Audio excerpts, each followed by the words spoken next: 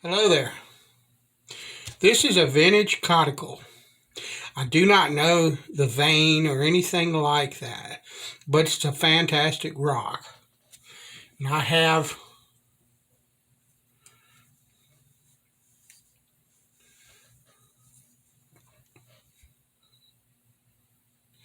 my Moershfelder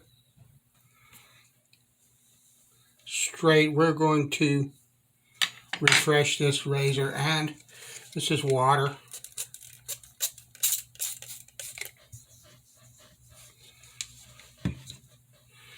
And this is another Coticule of mine that I'm going to use as a rubbing stone for this one.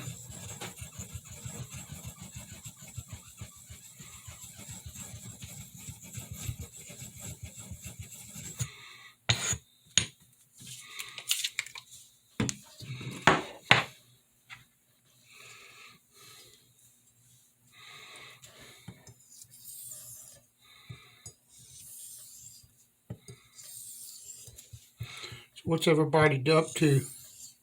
Anything good?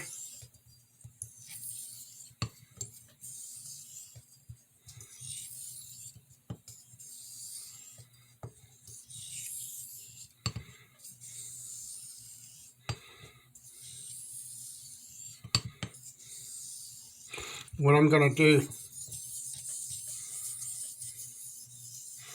is I'm going to start with some circles, because I want this stone to cut fairly quickly. I don't know how well this is going to turn out because I have issues with trimmers, and I'm seeing them more and more.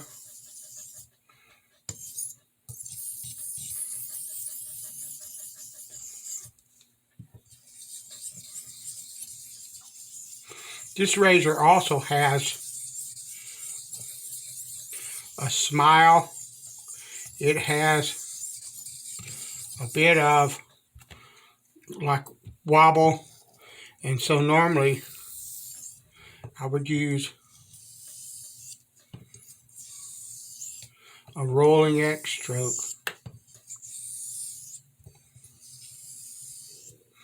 with this blade. I am now going to use a combination of techniques, but I'm working toward a smile. In other words, as I move across the stone, I'm emphasizing a graduation of pressure across the whole of the blade. It might not look like it, but I am working on the full length of this blade, the complete edge of this blade.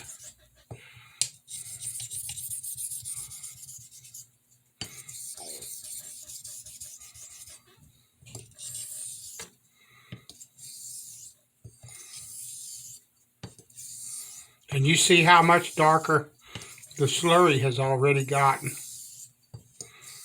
That's a combination of the rolling strokes I was doing, the circular motions,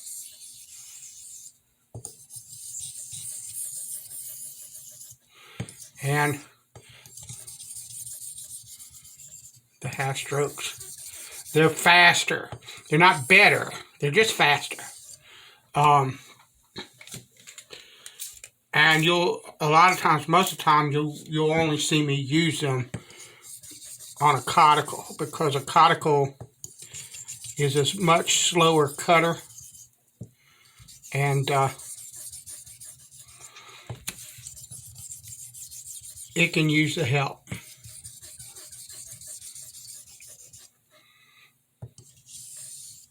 But I don't always. It's a combination of things.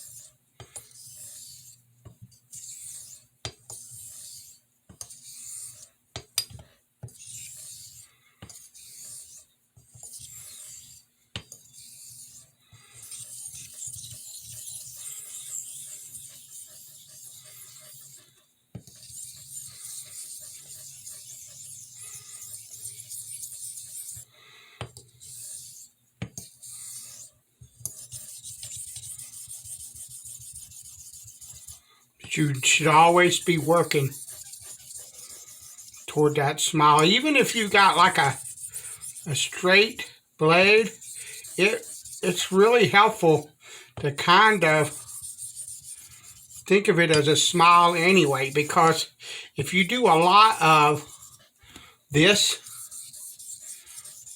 strokes, or just basic straight ahead strokes on a narrow stone like this particularly, but you can do it on a wide stone if you're not careful, you can introduce a frown into a blade, and that's a pain in the rear end to get out of them.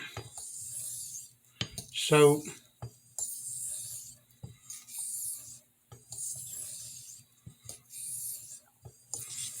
it pays to kind of sort of always be working toward a frown. And I am using a bit of pressure and torque on this edge when honing.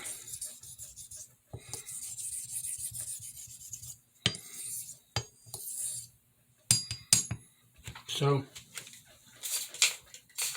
I want to clean the blade off. That's what I did over the sink. I'm going to clean this off.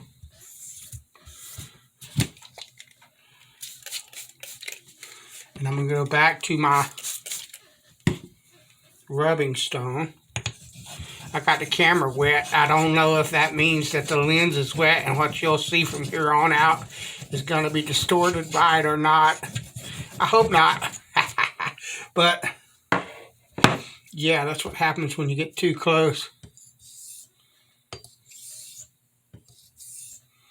Okay, I want much thinner. Slower it now.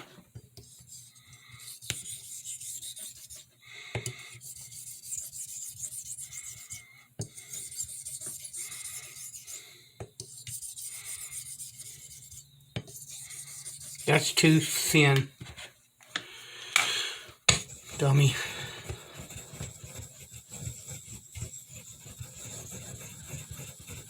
Yeah.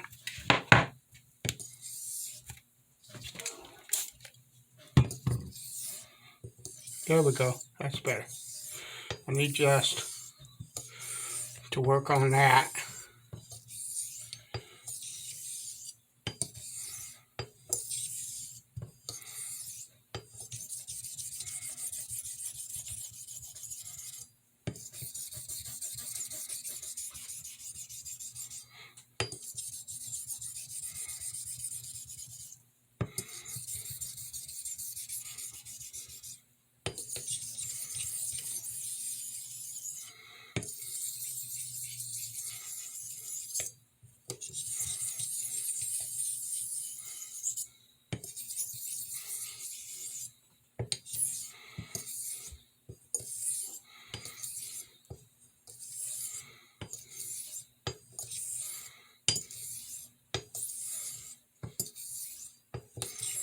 Rolling X's now.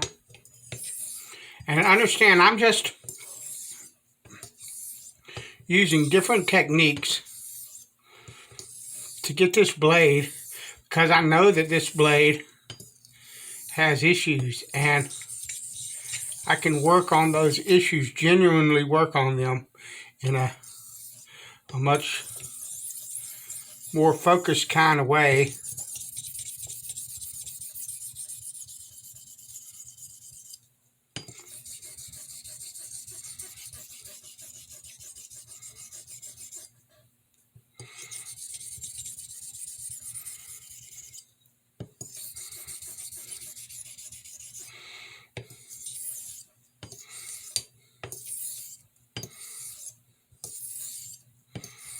By employing all of those different techniques.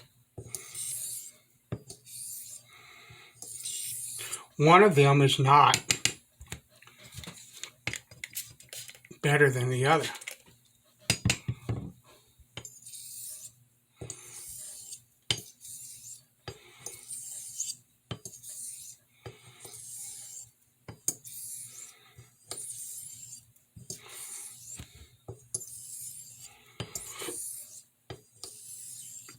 And what I generally do, you see how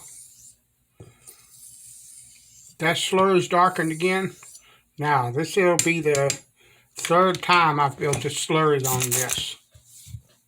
That was soapy water by accident. Let's rinse that off. Although that won't hurt anything either, you will find that might actually give you a bit more keenness. That or oil. I know. Oh, you can't use oil on a coticule. Yeah, you can. Coticles don't absorb stuff like that. They're not an absorptive stone. So, you can. Period. Alright, and now what I'm going to do, that with soapy water, doesn't flipping matter. I'm not going to worry about it because it doesn't really matter. What I'm going to do is I'm going to start a dilution process now. This is, look, I'm not really instructing you with this, although you might take some of the ideas that I have and find help with them. I'm just explaining what I'm doing, and you'll find that a lot of the stuff that I do is kind of backwards or in a different type of order from what most people would do, and it's just because I've gotten to the point now where I can pretty much tell up underneath the edge of the blade as I'm moving it across the stone what's going on, and so I don't really hold to anything specific. It's more for me to what I'm feeling under that stone, and you can take and turn that bevel in the light and see what's going on. You ain't gotta. I have a loop over here, and I will use it here toward the end of the honing of this blade, but it's not something that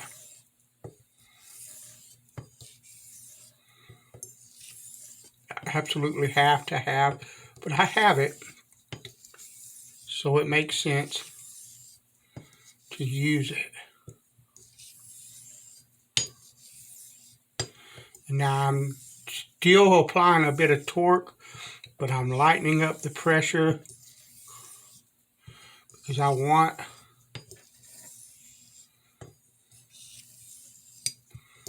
to get as much refinement from this stone as I can possibly get. And if you look, you can see the thickness of this, or thinness rather, of the slurry. Right now it's probably a little bit finer consistency than like 1% milk.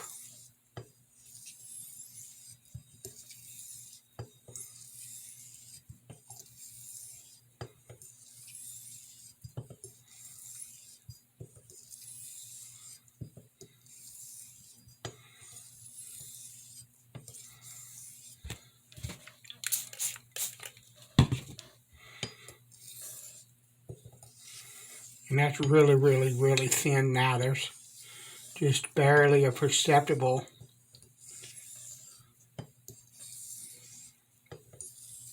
slurry to that.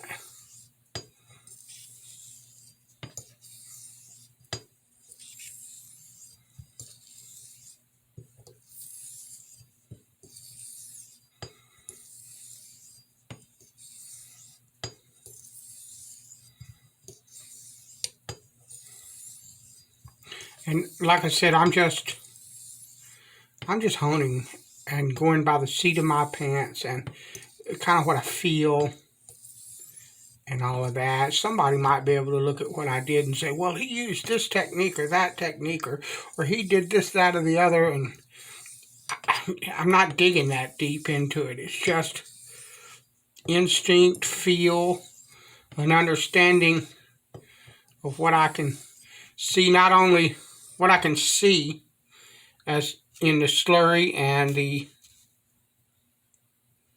bevel and all of that, but what I feel under my hand as I hone. Okay, now what I'm going to do, I'm going to go like that. I'm going to rinse the blade off. I'm going to go with plain, or as close to plain water as I can get.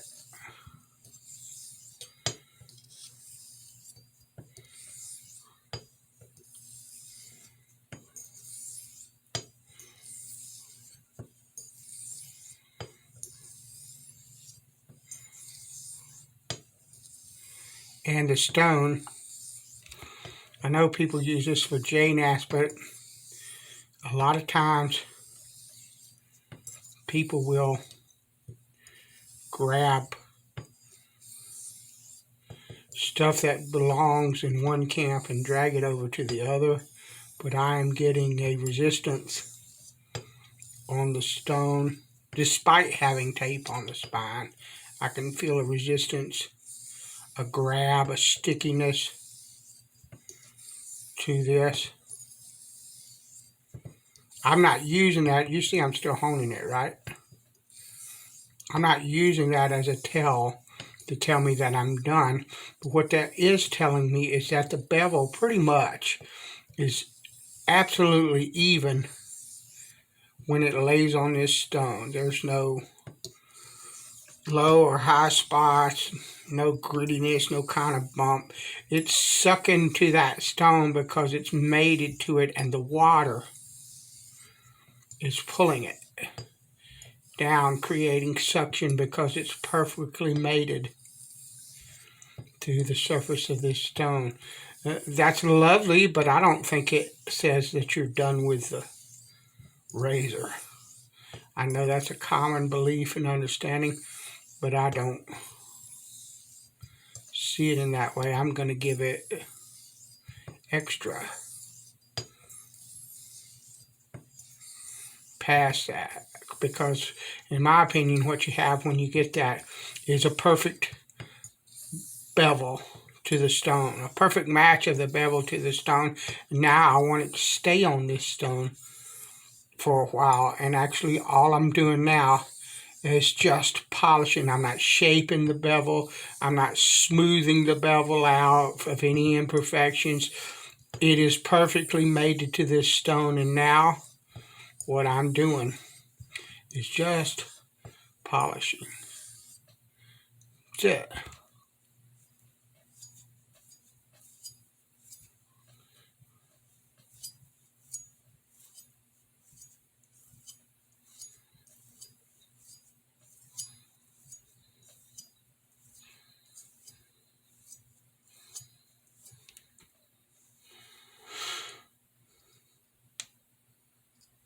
Lovely. All right.